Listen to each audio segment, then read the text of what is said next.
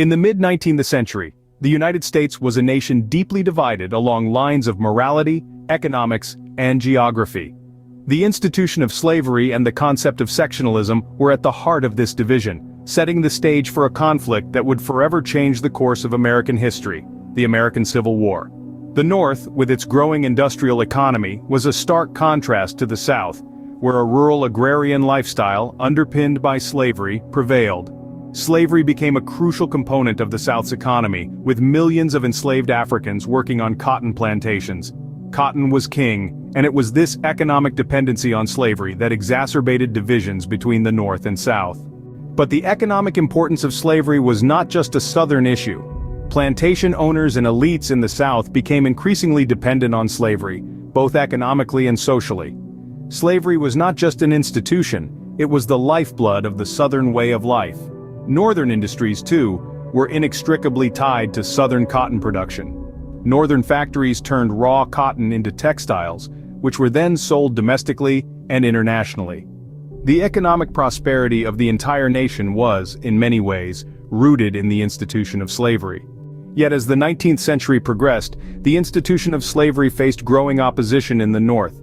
Abolitionists, individuals who staunchly believed in the immorality of slavery, began to speak out and challenge the status quo. They utilized various platforms, from newspapers to public speeches, to rally against the institution of slavery, calling it a moral sin and advocating for its immediate abolition. The abolitionist movement was a beacon of hope, a promise of a future where all men were truly equal. However, the path to this future was fraught with political conflicts. The clash between pro-slavery and anti-slavery forces intensified as the nation expanded westward, bringing with it a series of political conflicts and compromises. One such conflict was the debate over whether new states should be admitted as free or slave states. The Missouri Compromise of 1820, the Compromise of 1850, and the Kansas-Nebraska Act of 1854 were all attempts to maintain a balance of power between the North and South, but they ultimately only postponed the inevitable conflict. As sectional tensions heightened, the abolitionist movement gained momentum, with key figures leading the charge. John Brown was a controversial figure who believed in a violent approach to ending slavery. His infamous raid on Harper's Ferry in 1859 aimed to incite a slave rebellion but ultimately failed, though it did galvanize anti-slavery sentiment. The Underground Railroad, a clandestine network of safe houses and escape routes, played a vital role in helping enslaved individuals reach freedom in the North or Canada. Harriet Tubman, its most famous conductor, led many to freedom. The election of Abraham Lincoln as president in 1860, a man known for his anti-slavery stance, was the final straw for many Southern states. They viewed his election as a direct threat to their way of life, leading to the secession of 7 Southern states and the formation of the Confederate States of America.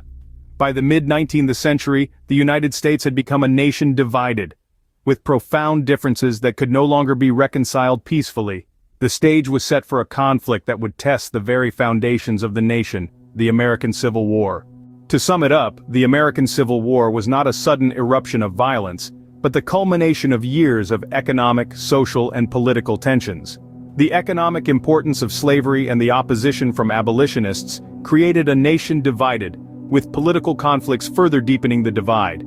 The Civil War was, in essence, a war over the soul of America, a battle to determine whether the nation would move towards a future of equality or remain tethered to its past. A past rooted in the institution of slavery.